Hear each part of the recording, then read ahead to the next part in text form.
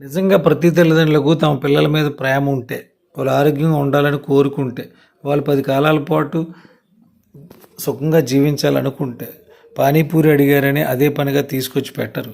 Noodles అడిగారని అదే పనిగా తీసుకొచ్చి పెట్టరు. డ్రింకులు అడిగినప్పుడల్లా తీసుకొచ్చి తాగించరు.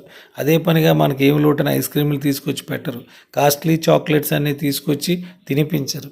ఇలా వాళ్ళు ఏది అడిగినా అది ఇవ్వడం అనేది ప్రేమ కాదు. నిజంగా తల్లిదండ్రులు పిల్లల భవిష్యత్తు కోసం కోరుకుంటే, నిజంగా తల్లిదండ్రులు వాళ్ళ ఆరోగ్యం కోసం కోరుకుంటే, పిల్లలు ఏదన్నా అడిగినప్పుడు అది వాళ్ళకి మంచిది కాదన్నప్పుడు వాళ్ళని కూర్చోబెట్టి షో అంటే ఇది మంచిది కాదమ్మా ఆరోగ్యానికి, ఇది తింటే నీకు ఇలాగ అవుతుంది అలాగ అవుతుందని అలాగ చెప్పడం ద్వారా కూడా మీ ప్రేమ వాళ్ళకి వ్యక్తమవుతుంది.